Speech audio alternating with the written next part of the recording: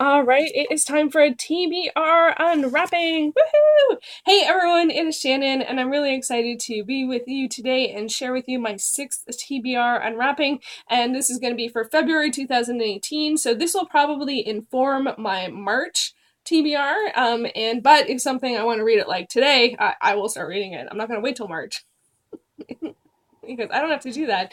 But this year, what I've decided to do is to do more unwrappings, but of a smaller number of books to hopefully cultivate my TBR for the upcoming month. That is sort of the idea. With these categories that I decided to pick today, they are ones where I have finished all or most of the books in that category, so I need to replenish them because I certainly haven't finished all of the books I've read. Overall, I have unwrapped 28 books, and of those, I have read 18, and then there were additional 2 that are unconsidered complete. One I DNF'd, one I had already read. So I still actually have 8 books to read, and it ain't a small stack. It ain't a small stack, but I am in the middle of at least 2, and I will get to the others when I get to them. But there's some whole categories I don't have anything from, so we have to solve that problem, and we're going to do that by unwrapping books. So I've actually decided to do this as a blind pick, so I'm just going to reach behind me for the different genres and just hopefully I'll get books from the right genre. We'll see. So first I'm going to pick a science fiction book, and I think that's one of sort of these neighborhood. They are in the black wrapping paper, and I am going to go with, no, that feels too thin. I'm going to go with this, so hopefully this is in black wrapping paper. I'm going to check them all at the end. Then I'm going to pick something, a play, poetry, or collection.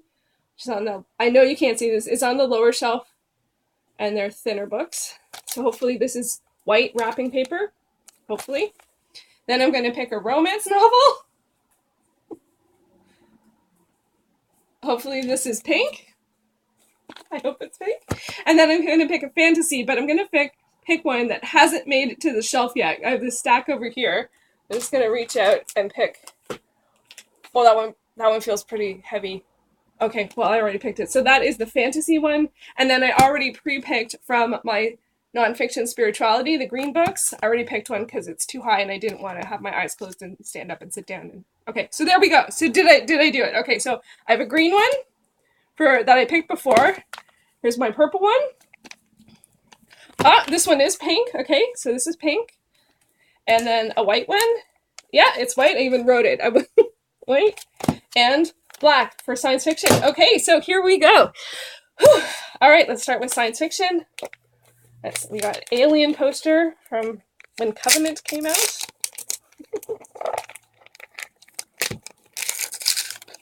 Oh, wow. It fit quite tightly. Huh. Excuse me. Okay, it is orange. Okay, so it is, what is it? It is The Accidental Time Machine by Joel Haldeman. Okay, I don't really know anything about this novel. Joe Haldeman, not Joel. Joe Haldeman. I think did he write The Forever Roar? Does it say? From the author of, no, the Hugo and Nebula award-winning author of Marsbound. And Entertainment Weekly calls it smart, brisk, and even charming tale. Okay, this is great. I hope it's not part of a series. That's the only thing I can think of. So yeah, I have not actually read a science fiction book yet. Although most of these categories I'm finished. Sci-fi, I haven't. Bad. This time, this is short too. So this is it's like 300 pages. I can do that. Okay, the white paper is plays, poetry, and collections.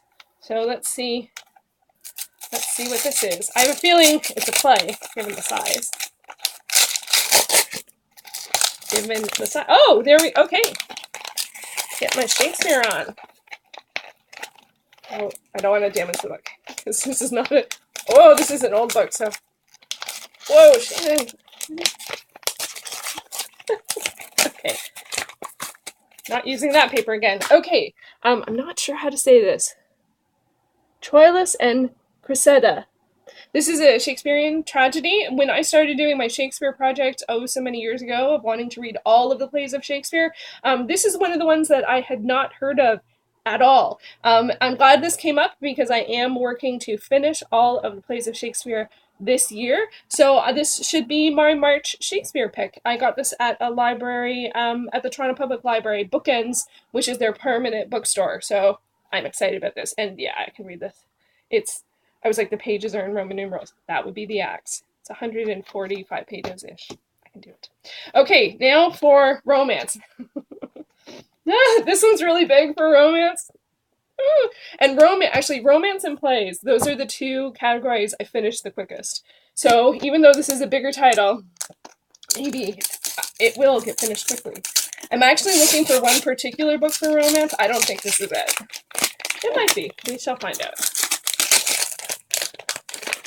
Is it? Is it? No, it's not. Oh, wow. I did not. Why did I put this in romance? Oh my gosh. Okay. Oh, okay. The White Queen by Philip Gregory. I guess I decided to put it in romance instead of historical because I don't really have a historical section. Oh, yeah. Okay. So having a moment where I'm not super excited, I guess you can tell. This was made into a TV series by Starz several years ago. I watched the first episode of the series. It was great. I don't know why I didn't keep watching it. One of my moments of like, ugh, is one, it's not the book that I wanted. But also for book to TV adaptations, I like watching the TV series first. So now I get to watch The White Queen, which isn't a bad thing because I really enjoyed what I saw. But then I can't get to the book until after I read it. Should I pick another romance novel? Would that be bad? I need to do it. Bad or not? I'm searching for one particular book, so I don't think that's it either. This is bad. This is bad. Okay, hopefully this is it. It's just being off the cuff, and who knows what'll happen. If this is not the book I'm looking for, then it's going to be really messy. It's going to be really messy. Let's see if it is.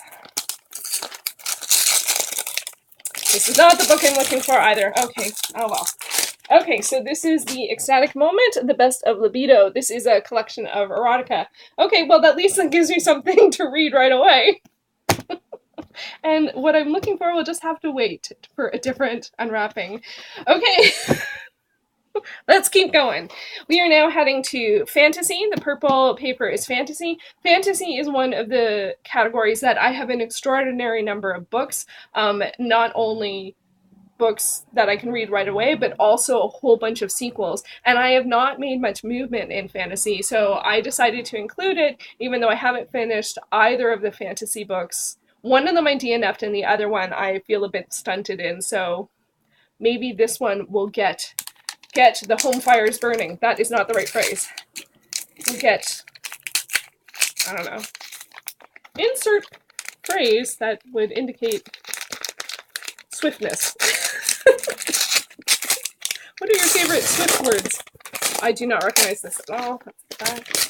It's up to her to save the world. Oh, okay. This is Dreamdark Black Bringer by Laini Taylor. Okay, this is really exciting. Oh, this is so exciting. I know a lot of people know Laini Taylor from the Daughter of Smoke and Bone series. I actually know her from blogging. When I first started blogging in 2006, she is one of the people that I followed.